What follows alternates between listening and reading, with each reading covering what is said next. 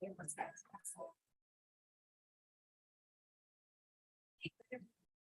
Stop it. I'm sorry. Oh, that was good. That was good. Yes. Oh, that's good. I'm mad. Girl, you're working. I love it. My angle's good? Yeah, your angle's real good. I love it. Don't mess with You're gonna mess with my storage, I only behind you. Okay, send them to me. There we go. But I know your camera is not too bad. That's cute. Your camera is so much better. Greetings, everyone. Thank you for joining us here at Lost City Books. My name is Shady Rose. I'm the events manager here at Lost City Books, and I'd like to tell you a little bit more about us if you're brand new to being here. Lost City Books is a used, new, and rare bookstore, and we take very great care in curating the selection that we put on our shelves. If you have the chance to browse around, you'll notice that everything is very tightly packed because we cram the bookshelves full of really great books, such as Edison in the Hood. We're very pleased to have you here, Nadia, tonight. I'm going to tell you a little bit more about what we're doing tonight. The first thing is please silence your cell phones. Just turn them on silent because those things can be really loud in a quiet space like this. And out of respect to our speaker, we would love to have them silence. This music is giving a lot of mood right now. Yeah, so I'm like waiting. Very like. Next, please, for those of you who ordered your copy of the book ahead of time on Eventbrite, just come and see me at the end of the event, and I will check you off and make sure that you get your book and you don't have to do anything else. But make sure you come and see me. Aside from that, this event is clearly being live streamed on both YouTube and Instagram. And while none of you are visible, if you choose to ask a question later, that question will be part of the live stream. On the subject of questions, please hold your questions and comments till the end of our event. We'll have time for those at the end. Anything further, I would like to introduce the author this evening. Winner of Slice's 2019 Bridging the Gap Award, Nadia is a graduate of Yale Writers Workshop and has studied alongside esteemed writers through the Center for Fiction, Catapult, and A Public Space. Edison in the Hood is her debut novel. To read more of Nadia's work, learn of upcoming appearances, or book her for events, visit nadiauddin.com. Is that how you say your last name? Yes, I'll Thank you. say you. I do have some skills. So Nadia, thank you so much for joining me this evening. Thank you for having me. Really so pleased and grateful because I'm very excited about this book. And I wanted to talk to you about sort of where it comes from and how, I know we spoke a little bit when we had our Zoom meetings before, but this premise is so unique and so human and relatable. I'm curious about where did this come from? Where was the spark that made Edison in the Hood? So I think I've been kind of working on a novel for like 10 years, and it really started coalescing into Edison in the Hood. I think there were like two primary emotions driving it. And so the first was frustration. I just was not pleased with the rate of social progress in the world. I felt like we were moving backwards. History was repeating itself. And I knew that I wanted to do something, but I'm not a marcher, I don't like arguing on Facebook, that kind of stuff. So I was like, well, I can write. And a lot of my favorite writers also use this medium as a form of social protest. So I was like, okay, this is where this book is going. So there are a lot of things about inequality and social justice and how technology can either help or hurt it. And then I was also really curious. I heard of this inventor named Ray Kurzweil. A friend of mine introduced me to him, and he was just like, oh, this guy is like Nostradamus. He's predicted every technological advancement in our lifetime, like to the day. And so I'm like, who is this guy? I want to get in on it too, like if he knows what's going on. And I just realized that he was somebody who was part of like an elite circle of individuals who are kind of designing the future. designing what technology gets funded, where it goes, who benefits from it. And so I was wondering what it would be like if somebody of his level went outside his comfort zone or talked to people not within his exclusive group of people, what would sort of happen as well. So that's kind of how Edison the Hood came about, which was, understanding how technology divides us both in society, but in relationships as well. And then also, what are we going to do about it? How can we get angry about it? So it's so interesting that you mentioned sort of the social and political activism angle here, because technology plays such a huge part in that, right? The way that we communicate with each other as human beings across the globe is so rooted in what technology is available and accessible, and also how tech as an industry can influence sort of social presence in a lot of ways. So I'm curious about how did you sort of analyze that from the real world and sort of distill it into this book, and like what are the elements that stood out to you about kind of the place that we are right now with technology that made its way into Edison and the Hood? Yeah, I think that with technology, I had to look at it through the lens of, how it affected people in my life, and then also what I read about. So yeah, on a very basic level, like my friend's child was going to college and she just felt so behind the times because everybody there, this is university, they had their iPads and, all this equipment, and she was writing notes with her hands. And those are the little things that you don't realize, can make a big difference. The fact that she didn't go to a high school where she had access to computers and, Wi-Fi and that kind of stuff. Like we forget because it's so normal for us. So those sort of day-to-day feelings, I think, I wanted to put into this book. I didn't want to make it too esoteric, but then also just on a personal level, I was feeling a little strained in terms of my relationships. There were certain people in my life who would only communicate via text message, and then there would be miscommunications and fights and very long text messages. And I'm just frustrated because I'm just I can't communicate like this, but now some people, that's the only way they can communicate. They're almost stymied by talking to people. And then I'm at the age where I have a lot of relationships in my life, and I'm just kind of some of them I wish would be, not as contentious, family relationships, blood relations. And so I thought it'd be interesting to see what if there was a technology that could fix relationships, what it would look like. So you have to read the book to know. Sign me up, please. We can fix it. But I think it's interesting that you frame it that way, and the book seems to be asking that question, right? Not just what technology can fix relationships, but what technology can fix everything that's fucked up inside of human beings right now.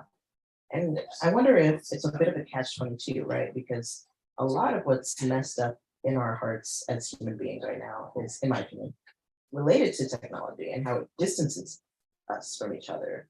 But at the same time, we have, for the first time in global history, a global society because of technology, because of the internet. So I'm curious about how that kind of almost dichotomous relationship with technology, where on the one hand it almost enslaves people, and on the other hand it gives us so much more access than we've ever had in the history of humankind, right? How that plays into the relationships and the people, the characters rather, in the story, and how you crafted that influence as you were writing the story. Yeah, it's so true. I think COVID also really just made people so aware of how global we are in terms of not being able to even contain that disease. And so I think with my book and my approach, it was kind of understanding what does this hyper-connected world do to us as human beings? We have to take on a lot more identities. We've always had different identities, right? When you talk to your friends or your parents, but now it's times 10 because you have now this internet veil or whatever.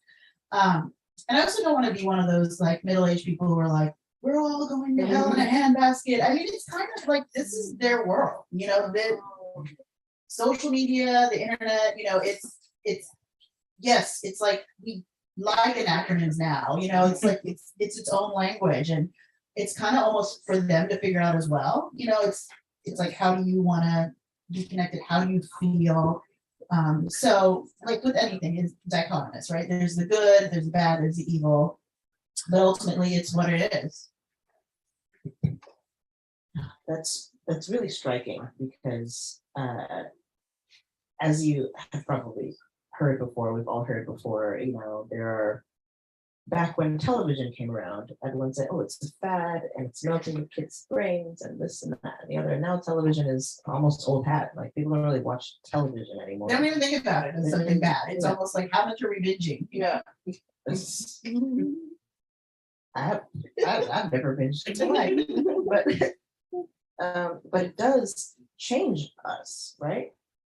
So I'm interested in, so the characters in this book, I'm interested in how you kind of formed them as people, because the art of crafting a character is it's almost like playing God a little bit, right? And I think when you pair that with the technology aspect and the sci-fi aspect, you're playing future God in a way. You know, like, how do we project what human beings are going to be like, even a little bit down the road? It's such a hard project. So I'm curious about like what you underwent to craft the characters and how they interact with their world, because it feels very natural in the book. It feels very and real, and nothing feels like out of place or forced, right? Which is really hard to do when you're talking about a reality that isn't the reality that we live in right now. So I'm curious about how you built that and where that came from. Yeah, I spent an inordinate amount of time trying to understand these characters, who they are. And it's funny because like I love talking to people and I'm curious about people because I'm always kind of studying, and I really hate things like horoscopes and astrological signs, because I feel like that's such a shortcut, right? Like you can't just be like, and she was a Gemini. Like if I wrote she was a Gemini, you probably like you'd be like, this is a flat character. But I really had to think about where a lot of the motivations are, but also sort of like the intergenerational trauma, like what they have inherited over time, how is that's creating who they are today, you know, how they identify themselves. I talk a lot about identity, you know, what outward identities are assigned to them, who has the privilege to choose their identities versus don't, and also who are you on the inside, and what are we masking? So everyone is masking something, everybody is compensating for something else. And so for each character, I really had to dig deep into kind of their soul. And I think that's why there's so much interiority in the book too, a lot of getting into their minds. So yeah, it was definitely multidimensional and a lot of work. I'm glad you brought up the identity piece there, because identity is such almost a politically confused word and concept. You know, what is an identity at this point in our present world? But at the same time, identity is everything. It is all that we are, right? And when you talked a little bit earlier about infusing the book with references to justice issues and sort of those kinds of issues, I wonder how you kind of delved into issues of identity and issues of social justice and community justice and things like that with a story like this, because in a way, you know, it's almost I don't want to say blasé to talk about social justice issues, but you know, 10 years ago they were branding us SJWs, you know, social justice warriors and all of that. Back when the internet was the primary battlefield for justice issues. And I wonder how much we've grown since then, for one thing, but also how one who is an author can kind of infuse your characters and your story with identity, with an analysis of that identity, with an analysis of the place of that identity in society, while still maintaining like a natural story. If that makes sense, that's a question. I know I spoke for like 3 minutes straight. No, it did make sense. And I think that, you know, every person has some sort of pain in their life that they don't want to happen to anybody else. And they wish they had the power to stop that. And that's usually why a lot of where purpose comes from. And so there are some characters who very much feel afflicted by the world, are heartbroken because of it, and do things maybe behind the scenes, not so much. And then there are others that really that's their badge. Like, I'm a social justice activist, and this is who I am, and this is what I'm going to talk about all the time. So it's kind of like, which one is more genuine? The person who kind of looks like it, and maybe that person individual does do a lot too. But how much of it becomes how you want to be perceived versus what's coming from your heart, and really doesn't matter too. You know, sometimes it's like, help the world out, you know. And those are sort of those are sort of the questions and the questions and what I explore with this book, and also the characters also explore. Speaking of exploring the book, I think it's time. I would love to hear a reading from Edison in the Hood. If you would. Thank you. So I'm going to read a few excerpts, short excerpts from each character to give you sort of a taste of who this individual is. And to preface a little bit, so Edison in the Hood is a story, it follows the story of a brother and sister who were close growing up, but their relationship as they moved into adulthood got strained. And a lot of it was also caused because there were a lot of family secrets, things unsaid. And once their mother dies, they have to ask themselves, like, do we keep this up? Like, do we put the effort to maintain our relationships, or do we call it a wash?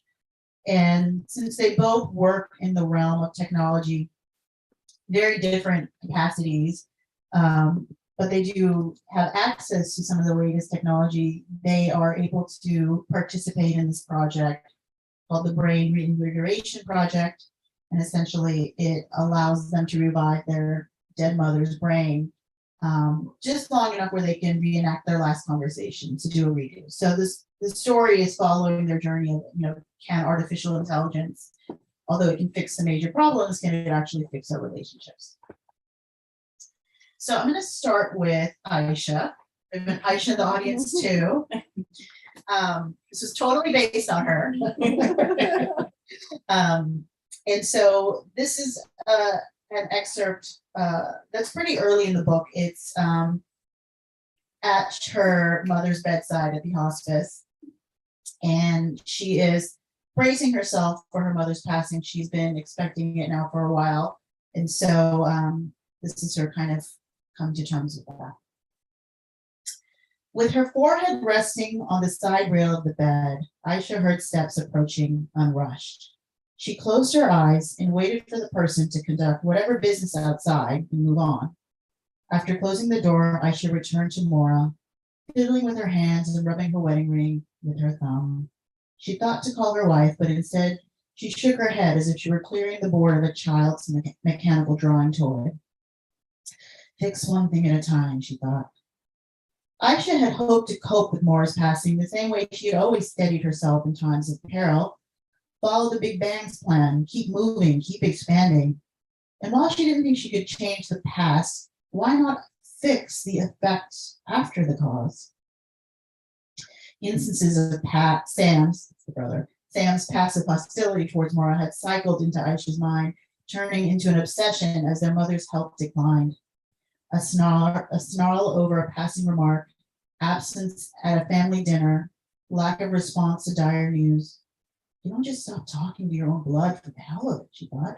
Had Maura done something to lose Sam? Here she was, a public relations executive, keen at tempering crises, dumbfounded by the contention between her mother and brother. If Maura were able to, she would have resolved their problems, Aisha was sure. Though she didn't like coffee, Aisha headed to the cafeteria to give herself something to do.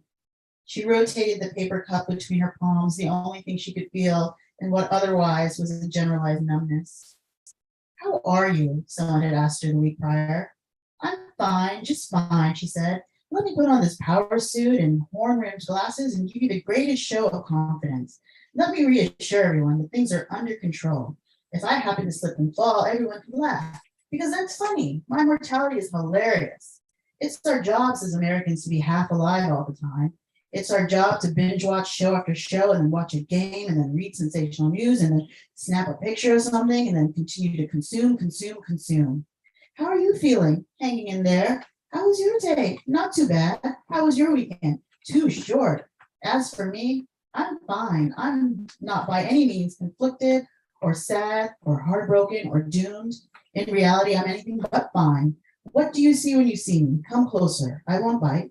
Let my aura embrace you so that I'm all that you see. I am all that exists. Don't listen to the machine. Ignore it. Look at me. Still hard to read? Engage with me. Be specific with me. Be real, a human being, whatever that means. Be empathetic, kind, sensitive. I deserve compassion. That is what I cry out for. I'm a human being. Can you be one too?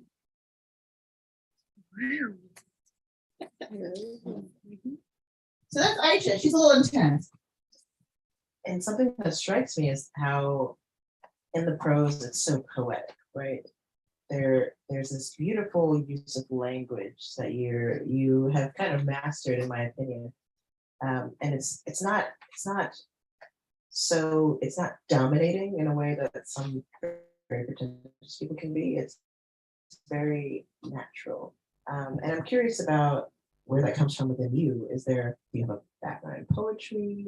Do you want to talk a little bit about what the words themselves mean when you draw them up and arrange them a little bit? I think arrangement is a good word because I felt like with this book, in order for it to be a piece of art, I wanted to be able to push the craft. I wanted to elevate the writing. And so I kind of went back to the basics with writing. I bought some grammar books and I did diagramming. I don't know if anybody's into that. To really understand the language, I took courses on translation. Even though I only know English, I would learn the techniques of the translator and I would translate my own work and give it iteration. So yes, it was very important. I put a lot of work into making it. And even like once I went through the editing stages, editors would be like, okay, bring it down. Not every sentence has to be like, a work of poetry. And something else I did a lot was, and this is more just like, I feel like I'm talking about art writing, but I couldn't lend my books to anybody because I would just highlight them. Every time I read a beautiful sentence, I would just highlight it and study it and steal it sometimes if I like the sentence structure. So I spent a lot of time really making sure that I had a strong voice. I took a lot of writing classes, and I mean, at the end of the day, it's still kind of like a heteronormative white world. And so every time I took classes, I felt like they wanted me to write like Ernest Hemingway or John DeLillo. And I'm like, why do I keep studying the same people? And that's when I really, I think the book for me became my own, is when I found my voice. And it took a very long time, but I wanted people to be like, oh, this is a writing by Nadia. So thank you for acknowledging that. Absolutely, thank you for writing that way. I'm curious too about when it comes to your writing style. Can you tell me a bit more about where you draw from? For example, I'm a musician, not a writer. People at home, but when I make music, I'm influenced by my family is historically from Ghana, so I draw influence from a Ghanaian background. Also, my background as like a queer and gender non-conforming human being, and like there are so many influences from my life that kind of funnel and bottleneck almost into the art that I make. And I'm curious about if you think there are any, or if you feel that there are any particular influences from your background in your life and your deep personal stuff that have found their way into the way that you write. Yeah, most definitely. So culturally, my family's from Pakistan. They speak Urdu, which is more of an oral language. It's beautiful, like it's written stuff, but I actually can't read or write it. So being able to hear something out loud and it sounds beautiful and eloquent and full of metaphor, I definitely brought that into what I write. And then I also am just like, I have, how do I not sound condescending? I have such a high bar of like the writing that I appreciate and like. So, you know, it's like Toni Morrison, Cormac McCarthy, like that level of writing. It's like anything below that is inexcusable. So, so I think culture has a lot to do with it, and I get a lot of influence from music and poetry. I do. I don't want to say I always get really sensitive when I talk about poetry because I know poets, and I don't want to be like, oh, and I want to be a poet too. Like I just know the amount of work, and what I don't have, which poets have, is that economy of words, right? I can't. And it took me a long time because I was like, I should try to be like this. I should be really concise. I should have the perfect word choice, which I try to do. But then somebody actually said to me, they're like, but Nadia, you're not concise. You're not subtle. You know, that's just not who you are. And I was like, you're right. So I think that I'm kind of like, loquacious poet. Excellent. I say leave the economy to the economists and the poets. Let them Right, do their exactly. thing. You do that. I think you have a couple more readers for us. So I want to introduce you guys to Monica. So Monica is Aisha's wife, and they're in the middle of a divorce. Aisha is not really ready to let go. Monica's probably ready, but she's putting in a last-ditch effort, right? So she's going to go to therapy. So this is a session that Monica is having with her therapist, and they're using a technology that actually connects their minds. So the therapist is able to hear what Monica is thinking, and it's like a shared experience. So it's like listening to the same music or watching the same movie or sitting in a room together, right? It's as close as that can get in terms of a shared consciousness. So this is Monica's session.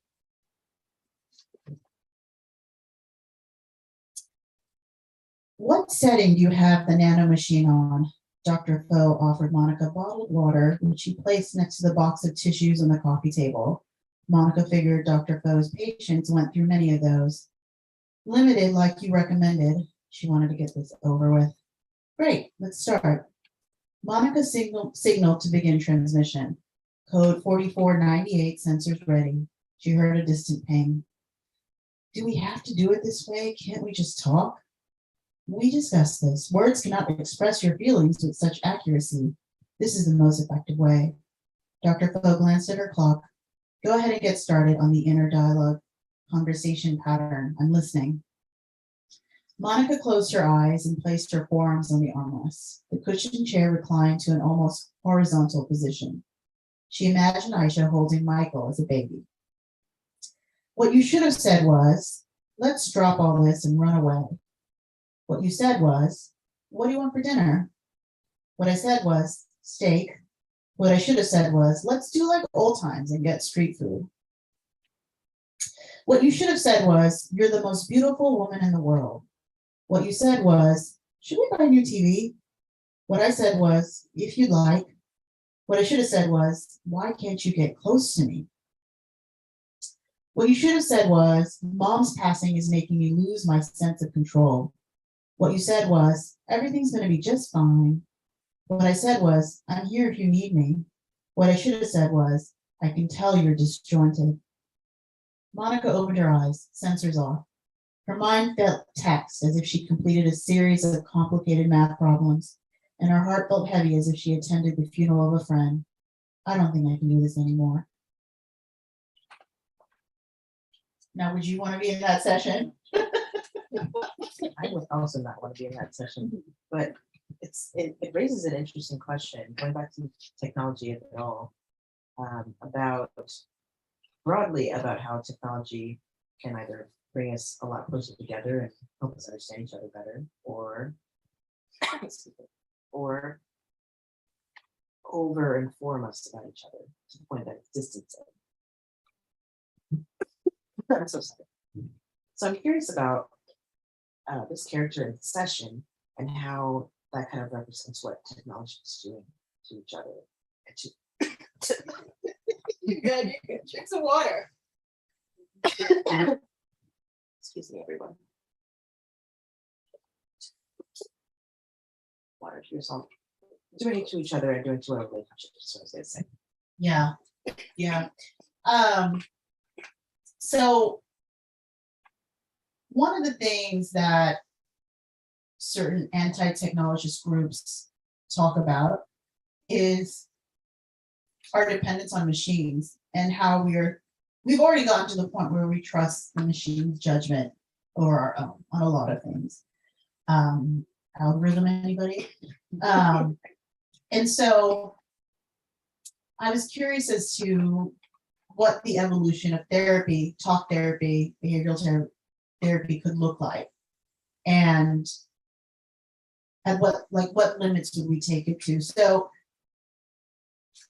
in a way, yeah, they aren't able to communicate, Aisha and Monica. And so they're trying to see if the machines can help them. And I think there are a couple different outcomes that end up happening in this book because of it. You'll have to read it to find out. Take your time. Hold on, I'm gonna move to the next section. I'm so sorry, everyone.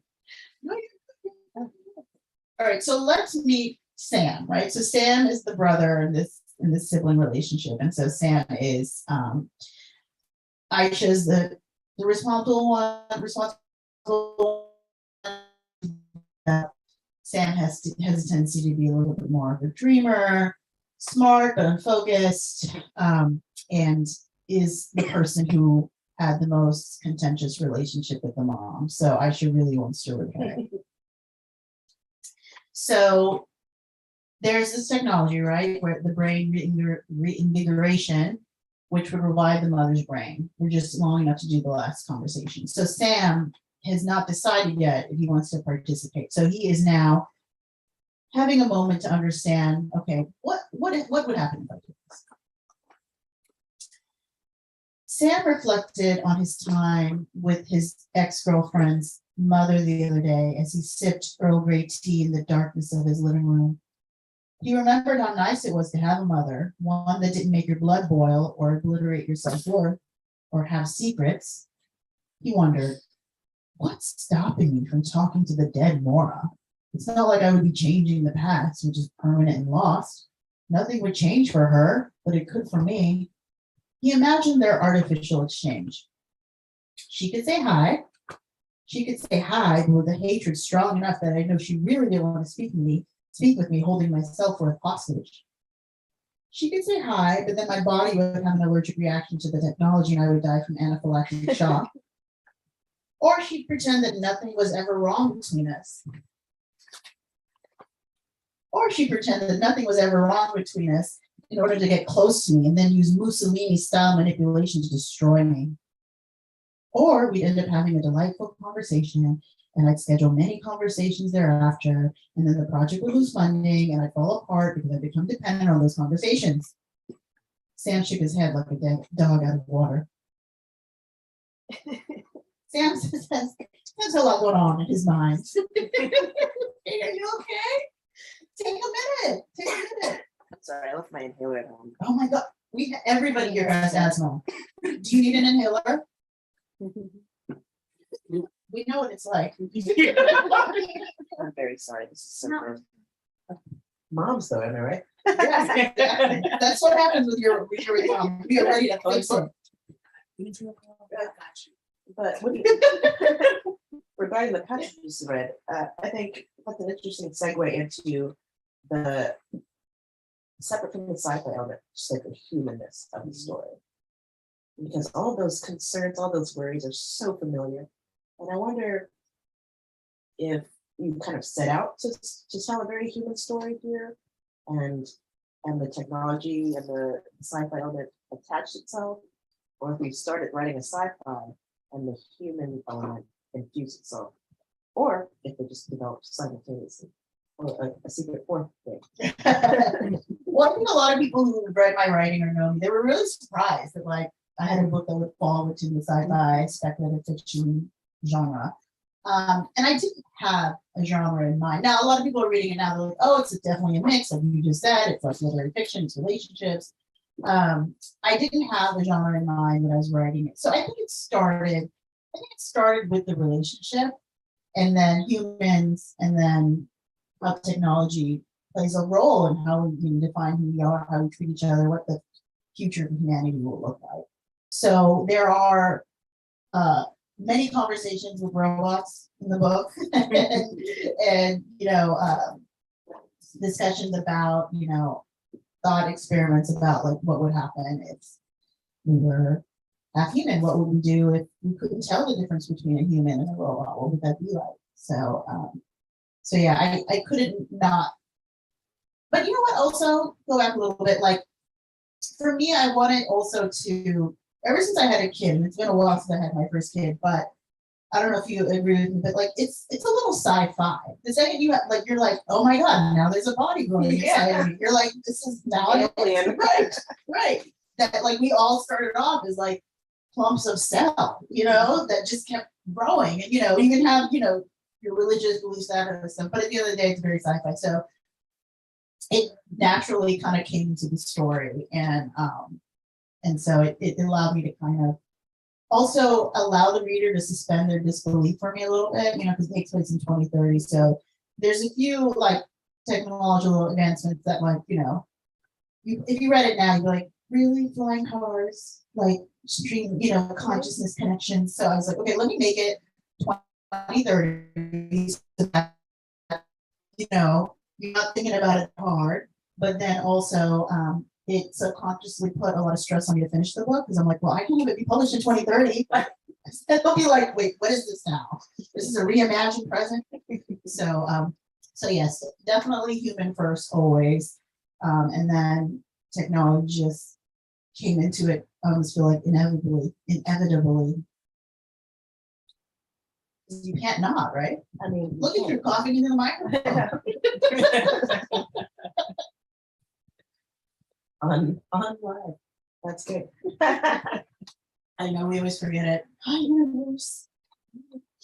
We've got a couple of viewers on there and they've been typing some questions. So I'll Oh, really? to We have those. viewers? Wow. Yes. Aliens. Your opinions. But what? We should edit that out. Why I can't. But I do want to talk. I think you have, if I'm not mistaken, you have one more passage to read. Oh yeah, so we met Sam, we met Monica, we met Aisha. Let's meet Rena. So Rena is the director of this lab run by J. Edison. So the guy, we haven't even talked about like the guy, the title, right? Edison in the hood. So Edison is this scientist, this person who I base off Ray Kurzweil.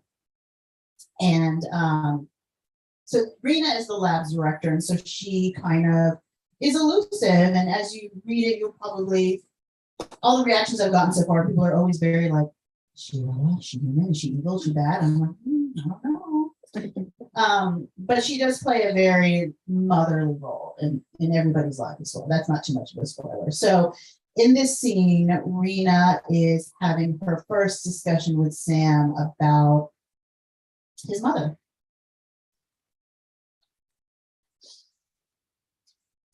Rena acted unaware as Sam explained how his sister wanted to repair the relationship between him and his mother. She thinks we stopped talking long ago, which isn't completely off. It just got to the point.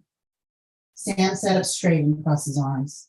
We reached a place where it was hard for me to be around her. Everything felt like an obligation, and she had a tendency to think that secrets were okay to have.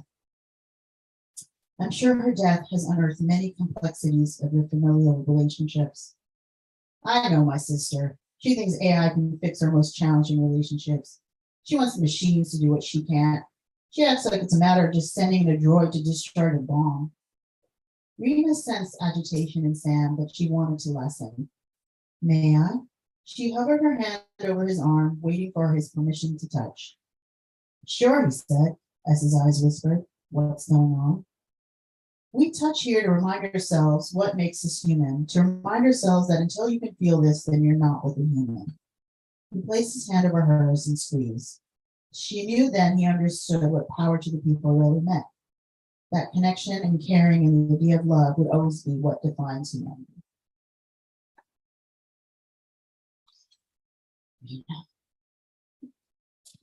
Surprisingly intense. We're sitting out on my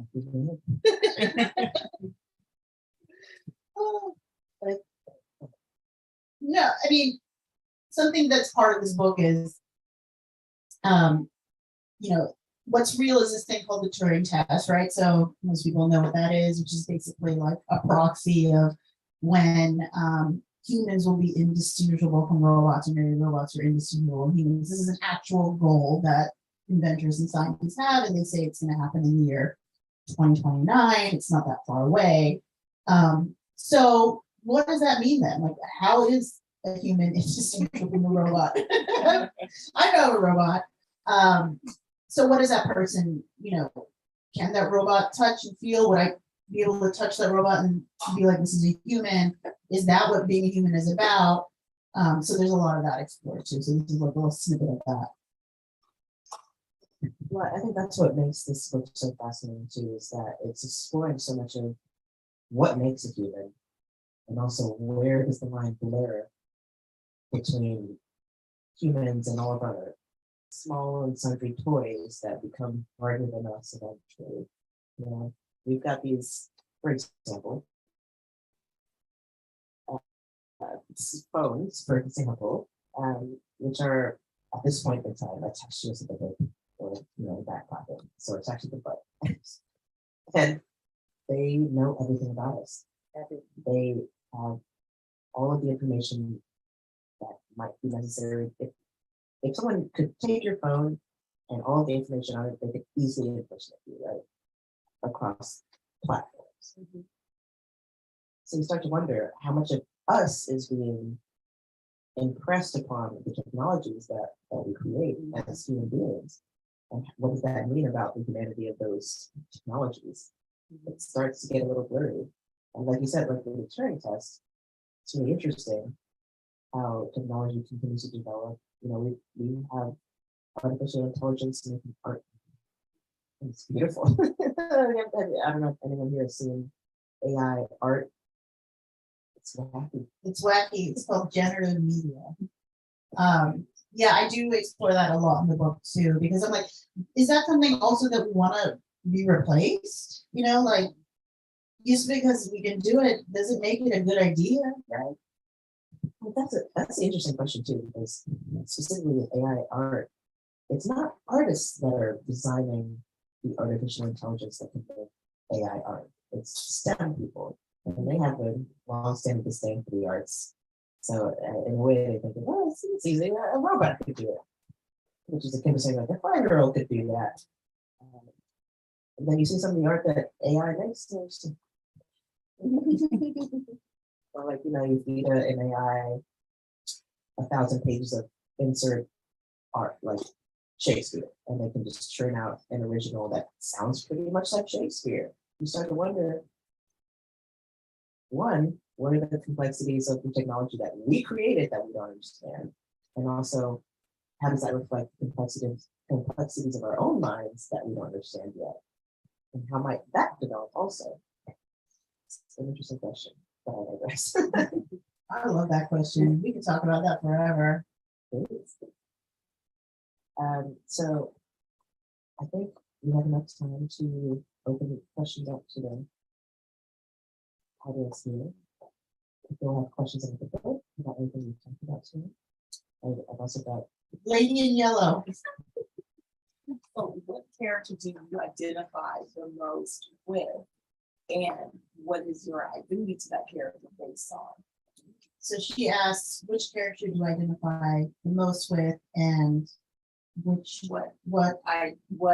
characteristic or what identity this makes you identify most with? Okay, and what about that person makes me identify with that person? So, yeah, I think writing this book, I get that a lot of like, especially when like my mom reads it, she's like, oh, that's your brother, that's your auntie, that's your grandma. And I'm like, I'm an artist.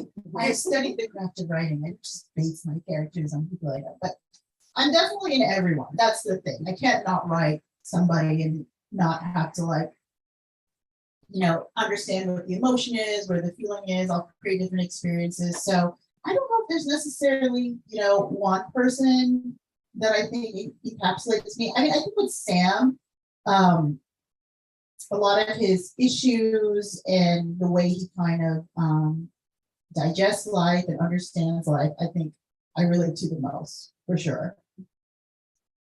But yeah, everyone's like, oh, you're the main character. I'm like, ew, no, I'm not. Thank you. Maybe Mother Jacket. Any questions? No, I think, we human are so, we don't need these artificial intelligence, that, and the relationship, and this is very common, we all experience. I'm 65 years old, and I know what you're talking about regarding, I don't read the book yet, but I can see what's going on in that book and how they're exploring the relationship and how they want to go back and maybe fix the relationship that they, this is what I'm getting the information from you that they're using the new technology, artificial intelligence. That's what I just sharing my thoughts. Yeah, she was saying, I don't know if people can hear, but just, should I mention you're 65? No, don't mention you're 65. You're still really 65. Just, humans are so complex. Yeah. And it's just hard to think or imagine that like we want to be able to emulate that and recreate that in an artificial way. And in a lot of ways, we kind of already are. And I don't mean to do, I don't want to go down the like Terminator route or like half, but obviously we all have, a lot of us have mechanical parts inside of us already. A lot of us are tweaked, tweaking the chemical composition of our brains, what we're eating every day. And so way we are a little already artificial. This is like a phantom limb, right? So it's also tracking everything. We rely on it a lot sometimes. I'm not as extreme, but like, yeah, they'll always want to know what their heart rate is and how their sleep patterns are, that kind of stuff. So, I think we're there already, it's just kind of, would you, if you were a athlete and could get an edge by cutting off your leg and putting on a prosthetic limb, would you do it? I mean, athletes are pretty extreme. But I bet a lot of people do. I mean, we already watch sports to see people destroy their bodies, and work in a compulsive manner. And we're like, oh, look at that. Look at the amazing thing that person can do, even though they completely wreck their body getting there. Would you do something to enhance your mind? Would you want to have a better memory? And so all of these things I think are important and good. And this is where people like J. Edison come in, and they're kind of almost dictating to us the haves and the have not. So it's like, if you wear glasses to see better, pretty much everybody can get glasses. But if she was the only one who's able to get that, now we've got a big conflict. So that's what's going on with technology as well. So pretty much right now, if you're rich, you can live, or you die, Some people can't afford insulin or asthma medication. It's just like, why are we at the stage in life where that's even an issue? So that's kind of the inequalities too, I think, that make a big difference. And it just keeps widening. So it's almost like we've got to make sure that there's some effort made to create equality. I'm not saying let's slow down technology, let's just make sure it's more accessible. Yeah, I think that's a really important point, because going back to that blurred line, technology should be a tool, right? It should be a tool that leads to the betterment and advancement of all of us. And it should be a tool that we're in control of. But it's interesting because you brought up like a famous athlete and stuff. When it comes to the rich, the famous, the upper classes, the ones that ultimately do control technology now, and I don't mean that, we all have iPhones or whatever, but the real cutting edge technology right now is data and how and surveillance and all of these metrics where they use these devices that we use, as you said, it's a phantom limb. They use these devices to make us the product. So we are now the consumable thing. And corporations, especially, I'm gonna wax poetic philosophical here for a little bit. But, the corporations and the very wealthy tech, Silicon Valley, all of those people, they're not investing in technology for the benefit of human beings anymore. They're investing in technology to corral and buy and sell human beings. And you can stay in your home and still be bought and sold. I live in my apartment with my lovely dog, but I know that every time I log on to Facebook, that there's some small part of me that's being sold for free to me. Like, I'm not getting that money, right? So I think it's interesting speaking of the character of Edison about how our humanity is connected to sort of this. Like, when I say the line is blurred, I mean, if this was once the line, the seam in the table, the line is now the entire length of the table. It's all just blurry and messy and horrible. And I think that this book does a good job of kind of nodding to that and saying, hey guys, what's going on? So if you could, and then I think we got one more here.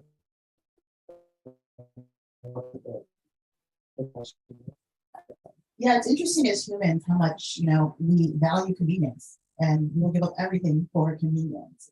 And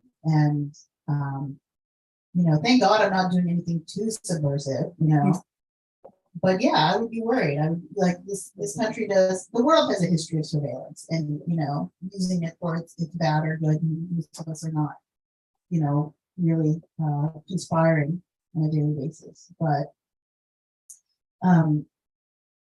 at what point do we surrender? And it used to be like, oh, there's the man, it's evil, and it's kind of like, yeah, well, there is a man.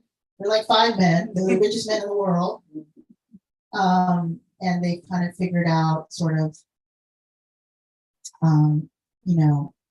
ultimately what we all need at the end of the day, which is connection. So I think about like, the people who build highways, I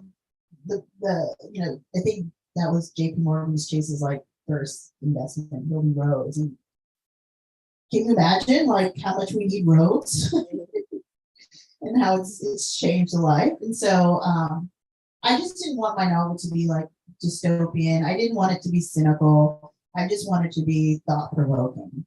And you can make up your mind for yourself. But it's too hypocritical to sit here and be like, technology data is evil while we're live streaming, and I have my location tracker on, and I hope that people buy it online through here. Think about it, it's online here, right? You guys on? Yes, exactly. Go to lostcitybookstore.com and take a look. lostcitybookstore.com. All right, we can take it. You have one more question. So I just had a thought since we were talking about the technology, and then I was thinking about Sam's character and his relationship with his mother, and just thinking if technology wasn't so prevalent, would he or the mom focus on the relationship a little bit more, or were they consumed independently or whatever with technology, and is that a factor for them not being more connected? So it's kind of like a comment more so, because it's yeah. I like that comment. It's true. Like, would they have made an effort? Like, what did we do? Like, before emails, did people write letters, or people would just disappear for long periods of time. Drove to someone's house. Show up. I remember also getting myself standing people up, not on purpose because I was lost. And Yeah. get there, there's nowhere to call. You had to call the Yeah. restaurant sometimes. Yeah. Oh, we can't go down this road though, because we're gonna sound super old, right? So, I don't know, I still write letters, you're not like everybody. You know, I think I might write my next novel by hand though, because there's something about I think slowing down and doing that. But then I'm like, oh my God, it's so much work, and then I don't have right click spell check, so. I'm writing mine by hand right now, so. Ooh. How's your forearm? I find when I write now that I get tired. Like the muscles aren't like when I used to when I was in grade school. So I write by hand a lot, but I also have a very strong dog, so my right arm is Oh. really strong. Now you have to. I want you to become ambidextrous. I want you to start writing with the left hand. You already are. Oh my God! I mean, it's superhuman. not as nice with the other hand. But you can do it. I can still do it. I tried it. I was like, oh my God! I don't know how to do anything. It's like it looked like a robot wrote it. Well, you gotta give it. Here's what you gotta do. You gotta practice ambidextrous. A little bit of a sidetrack here, but if you want to become ambidextrous, you practice with your non-dominant hand for as long as it took you to learn how to write when you were first learning how to write. So a couple of years. You start writing at I don't know, 3 to 6. So give it 3 years. Oh my God! Yeah, Add it to the list. They'll be like, when's your next book? Well, minimum 3 years. gonna relay our question from the stream here. Streamers. From Denmark. What? Yes. The novel's theme reminded me of James Gunn's The Listeners. How are we ever to understand aliens when we can't even communicate efficiently with our closest relatives? Oh, Denmark one. I haven't read the book, The Listener, but I will definitely read it. And you know what? Sometimes I feel like it's easier to talk to an alien. Not that I've spoken to one, but yeah, it's basically. I mean, what you're commenting on is that we haven't really figured this out either, like how to really communicate. And one of the characters, well, Sam, one of his sense of panic. I think all the characters feel this. We all feel this in sense of like other than, but like for Sam, when he really starts to think that his perspective is completely unique and very separate from everybody else's, that becomes a source of panic, because then he realizes how isolated he is and how alone he really is. And we all are, in a sense. But the fact that what you're going through is so different from what I'm going through, even in the same room, can be a little panicky. You're like, well, you don't know me, you don't get me, so I think a lot of people take medication to not think of that. Ooh. Thank you. So this has been so wonderful. I would like to ask you if you can tell us a little bit about who you hope to reach with this book. Well, first, who you hope to reach, what maybe you hope to see happen with this book, but also if you've had some reactions so far that you want to share, something that maybe stood out to you. Yeah, I mean, I would, because it is my form of social protest. I would love as many people as possible to read it. But I think that with this piece of art, I do see it manifesting some more. So, I would like to see it as an audiobook, as a stage play, as musical, as an immersive art experience. There's so many things that I think the way this message can be sent out, because not everybody's a reader either. So when sometimes people see me and they're like, oh, you're the author. And I was like, but my first question is, are you a reader? And I don't mean to put people on the spot, but I'm like, I get it. Not everybody reads, I don't remember my dad ever reading anything in his life, like other than, sorry, Dad, but other than like newspapers, but like actual books, So I don't think the medium is for everybody. So I would love for it to reach as many people as possible through many different forms. Is that Is that the other question? Yeah, yeah. Everybody. I wanted to be the Michael Jackson. No, wait, no. That's not a good metaphor. Who's Universal? I don't know. For some reason, Michael Jackson is like the person I think who reached everyone, right? With his music. Yeah, the Okay. king of pop, Okay. the king of, But I have a hard time. I have a very conflicted relationship with him. yeah, well. I'm like, I have to dismiss everything I know about that man. Yeah, Bill Cosby, Woody Allen. Yeah. But in terms of the metaphor, we understand where we are. So thank you so much. Thank This has been you. incredible. I'm so excited about this book. Thank I'm you. excited for you. I think it's an incredible debut into the genre, and I really hope that this takes off. Well, thank you. Thank you for the well wishes. I appreciate everyone, and I hope you like it.